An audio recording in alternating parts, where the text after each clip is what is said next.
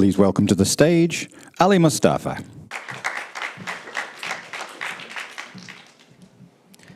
Hello everyone, it's super nice to be here and see a lot of young, happy, motivated faces.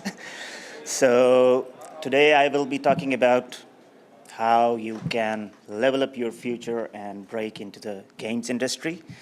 And knowing that I know it's tough out there, I'm gonna try to give you some practical tips and suggestions that hopefully you can use to, get the best portfolio out there, get the best version of yourself out there to, score a job and then grow from there on onwards. So let me introduce myself first. Yeah, I didn't do that yet. Right. So I'm the lead games programmer at Kwalee.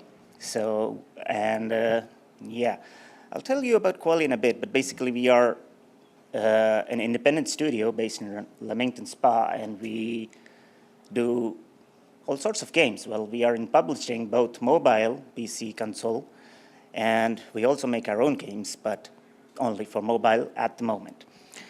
So yeah, let's start with how I got started and came into the industry. So that's an interesting story. I didn't know I was gonna go into the games industry when I started my degree in computer science.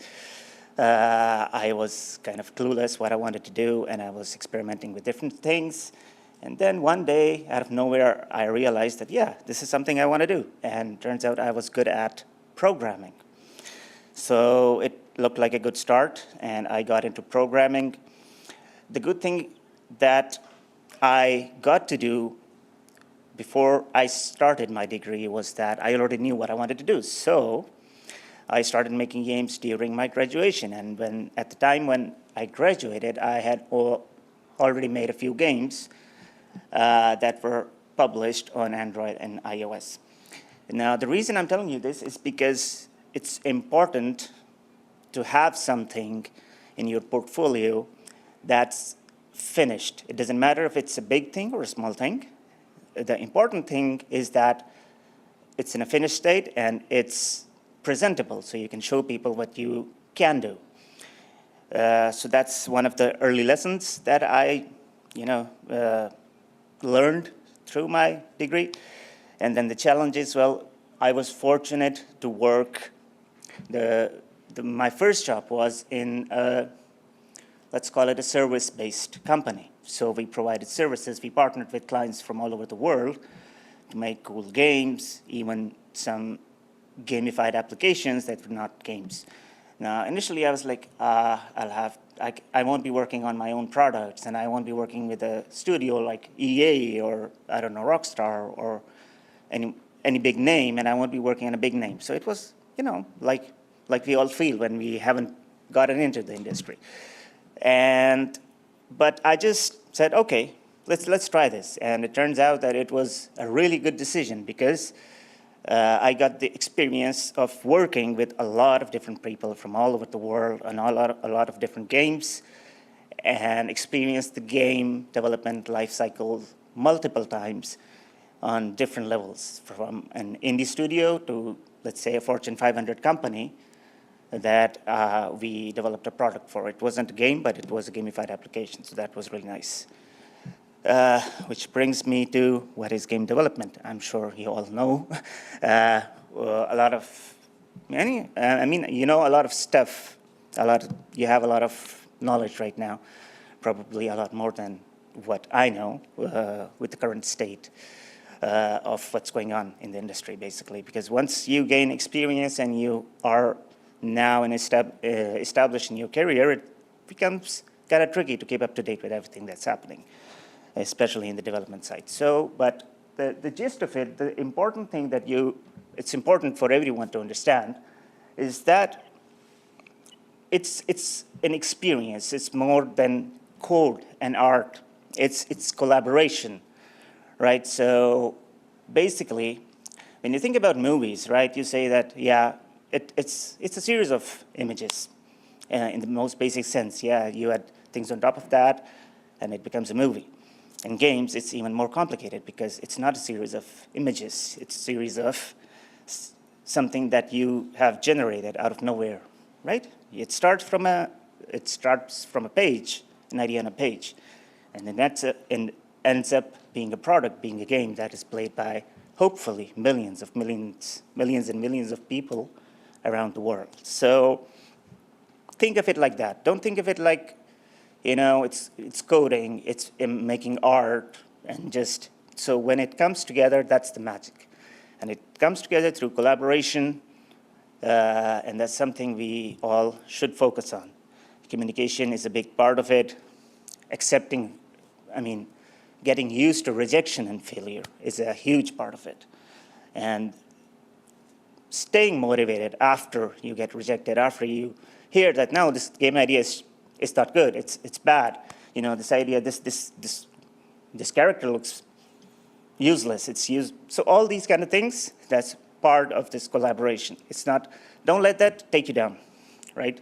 Don't say, oh no, it's personal. It's not. It's something that you need in order to grow in the industry and come up with the best possible experiences. Moving on, the life cycle. So I talked about the life cycle, like I got to experience the life cycle multiple times with different scale of studios and companies. So that was very useful for me, and I didn't even know how useful it will be when I started, basically. So as you can see here, there are some stages of this life cycle. It starts from a concept, prototype, production, launch. It's not the same for all games. It's not. Sometimes you go directly from prototype to, launch. Depends on the scale of the studio, the scale of the game, the platform. But what is important is to understand how a game goes through these stages. So for example, you come up with an idea, right? It's just a concept. It's just something you thought about. Now you need to present this concept in a way that people can understand it, and then people can see why it's a good idea. The why of it is what that matters the most. Because as they say, ideas are a dime a dozen. They are. I can throw out an idea right now. And yeah, it's just an idea, but when you when you think about the why of it, why it's a good concept, why it's a good idea, then it becomes something that a prototype can be made from, okay? And then prototype is a minimum viable product, right? It's just an MVP. And in different industries, in different levels of studio, sizes of studio, for example, if you think about AAA, then it takes a long time from something to go from a concept to prototype. And then in many cases, it never reaches production. Now it's the same with all the games. In mobile, AA, AAA, the process is more or less the same. It's just that the timeline is different. So on mobile, if you talk about hyper casual, that's what Kwalee started with. So we were able to go from concept to prototype within a span of a month, and then production within 3 months. But in a AAA game, it's going to take 3 years. So it's important to understand this process, and then realize that all the games are not going to reach the end, but the ones that do reach the end, they are going to be hopefully played by millions. Let's go to the next slide. Okay, so portfolio, the breaking into the industry. Portfolio, networking, tools, AI. Let's talk about portfolio first. So like I said, during your graduation, it's important to build a portfolio. And when you're building a portfolio, I know when I was graduating, I had big ideas, why not make the next Warzone? Why not make a Fortnite, something big? I still hear people saying, let's make a Battlefield level game. Let's make, a GTA style game. And they're like, okay. They don't realize how big of an effort that is. So like I said before, it's very important to have something that is in a finished and presentable state. It doesn't need to be grand, big. It can be as small as just a level inside a game. It can be as small as a game design document, a well-researched game design document with supporting arguments, identifying hooks and other game design principles, and show it in a presentable state. It doesn't need to be like a 10-page document. It can be 2-page as well. But the goal is to have something that you can present to people, and they can see what you actually did, your work. It doesn't need to be perfect, okay? None of our portfolios are perfect, okay? But they need to be there.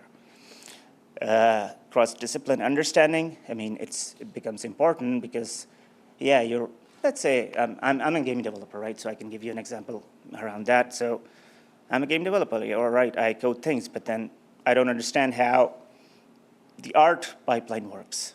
I need to have some kind of a basic understanding to work with the artists. The same goes for producers, designers, narrative designers. So it's important to understand how these different disciplines work together. And yeah, it's okay to have a basic understanding in the beginning. And of course, you learn as you move forward in your career. So hopefully you'll get better understanding as you move forward. Networking, yeah, I'm pretty sure you all are aware of it because, yeah, that's what you're doing here, so that's good. Tools, yeah, I see that, yeah, there are tools written and there's this something that's called AI. Yeah, I'm sure all of you must have heard of it, you know. Yeah, I can give a whole talk, over an hour talk on just AI, but I'll try to keep it precise and suggest you some ways to leverage AI. So if I have to put it in a single sentence, I would say, don't let the AI become the master of you, become the master of AI. Let's give a concrete example. So you don't know how to code, right? You say, okay, AI can code now. Let's ask the AI to code. And you write, okay, create a game controller. Okay, that's all you say. And AI, it is going to create a game controller in Unity, and I'm sure it's going to work. But you don't know, first of all, if you don't know programming, you won't be able to understand the code. And secondly, right now, AI is not in a place where it's not creative. If you ask AI for opinions and direction, it's not going to give you the right ones. But if you give it the direction, then it's going to give you the right one. So let's say you want to create a game controller. Instead of saying just create a game controller, if you are aware of programming, if you have the right knowledge and skills, you can ask it to create it in a very structured way. So let's say you have a player class, you have a controller class, you have a movement class. Let's create an interface of movement, okay? Let's create an interface of controllable. So use these classes, name these classes, and then ask it to create it in this structured way. That's going to do a good job. But then you know what's happening, right? And then you will be able to direct it even more. And at the end of it, you can say, yeah, so is it a good practice? Is it a good design? It's going to say yes. It's always going to say yes. So it's important that you know if it's a good design or not. And that comes from knowledge and experience. And I strongly suggest, I know you're graduating in the age of AI, and there's a fear everywhere. Everyone's scared. Yeah, AI is going to replace our jobs. It's not going to happen today. The stage that AI is in right now, it's not going to happen. What you can do is leverage the AI tools, use your knowledge to direct AI tools, multiply your productivity, do research. You come up with a game idea. Let's say there are some mechanics, and now you want to research if the research about some mechanics that the players can relate to, right? It's something new. It's difficult to find the right audience. If you know that it's something like, I don't know, Fortnite or Warzone, and you can think of an idea, and then you can say, are there similar ideas out there, similar mechanics out there? And then convert your ideas to something that players can relate to, but then also built on top of that. That's a good way to come up with a good idea. So use AI to your advantage. If you use AI to do your assignments and don't understand what the AI did, if you use AI to just come up with everything and don't understand what it did, it's not going to help you in your career. It can help you get good grades. It definitely can. But once you get into the industry, you'll realize that, you need to control the AI and leverage it for your benefit. Multiply your productivity. That's the key thing to understand. And it applies to everything, to coding, to art. Yeah, you want to come up with a good art style, right? You create the first image, and you say, yeah, and this is the art style. Use this as a reference image to create multiple variations of it. So now you have different variations. You can get feedback from other artists or the people, the community, and then build on top of that. So use it like that. It's going to be beneficial. And yeah, multiplying productivity. Who doesn't want that? This is going to be the last slide, I think. Managing expectations versus reality, right? So I know this, so a lot of students here, the university focuses more on Unreal Engine, and that's all right. Engine is just a tool to achieve something. It's not like one tool for everything.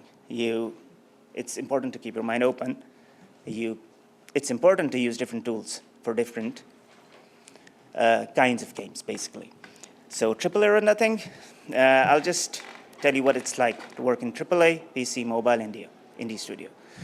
Think about AAA, you think about games that take a long time to build. And there are thousands of people working on a AAA game, a big one. And each person has a very small responsibility set of tasks that they can do. They don't have much impact on the whole game. They get to learn how to work with a lot of people, how to collaborate. But yeah, think if you're working on GTA and you tell people that, yeah, you coded how the lights turn on when it's nighttime. It's not very interesting. But I'm not saying it's not good. It's good. It's really good for learning. But initially, in my opinion, of course, everyone has different opinions, but in my opinion, if you start with a small studio, it doesn't have to be a startup. It can be an indie studio, maybe like Kwalee. But if you start with something small, you'll have more impact. You'll be able to do bigger things, okay? And at the same time, you'll also learn or experience the whole game development life cycle in a much shorter time. You don't have to wait 3 years to see a game go from prototype to launch and then live service. You'll probably get to experience that sooner. And then you'll also see the game getting killed sooner. But yeah, let's not talk about that. We are talking about the good things only, hopefully. So yeah, it's just like that. And mobile and PC, the difference is that on mobile games, basically a game can be produced in a week. Not in a week, let's say in a month. A hyper-casual game, I wouldn't recommend doing that.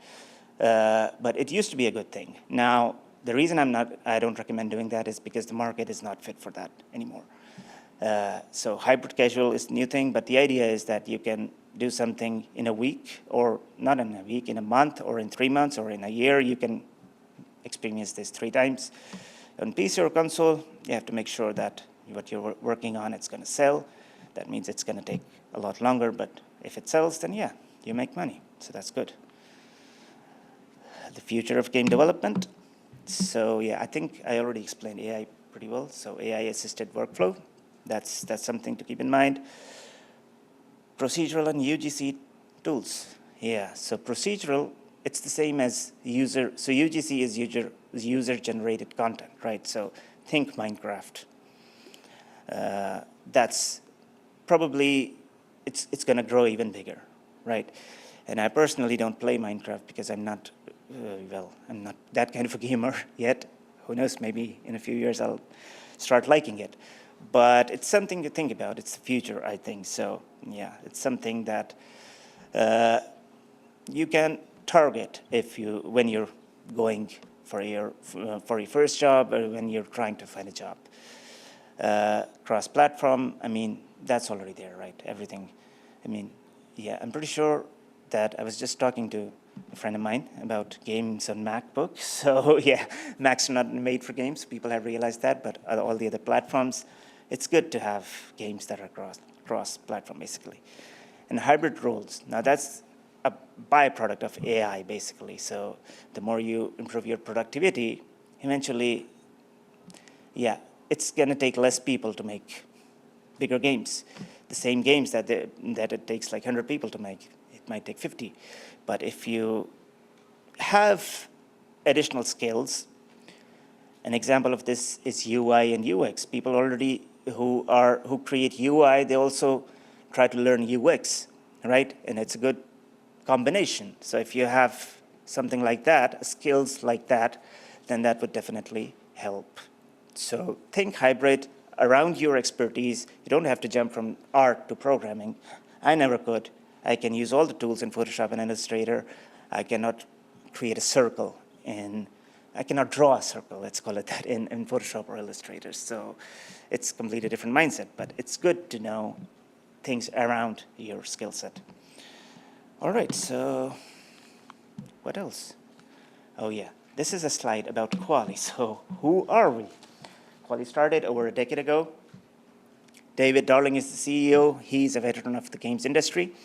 He was one of the founders of Codemasters before Kwalee, actually, and then he sold it after it was sold to, I think, EA. So he knows about games, and what he has created at Kwalee is a really good culture, a really good space where people can actually make fun games, and yeah, that's what we have been doing.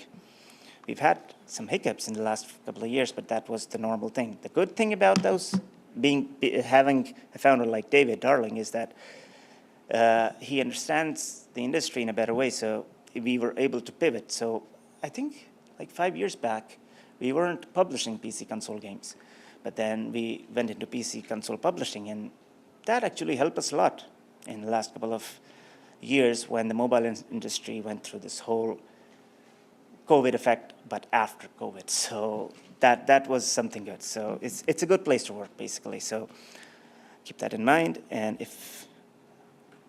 oh yeah, these are the things that we do that are fun. Photos, more things that are fun. By the way, we have a cool office in Leamington Spa if you want to visit.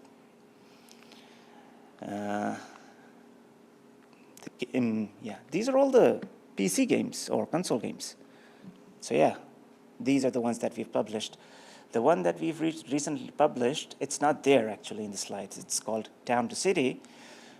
It's a really cozy game, good for winter. And you can actually win a copy of it if you go to our stall, scan the QR code, and do what it says on the brochure. So you'll get a chance to win a copy of it. So if you want to do that. So that's all. Any questions?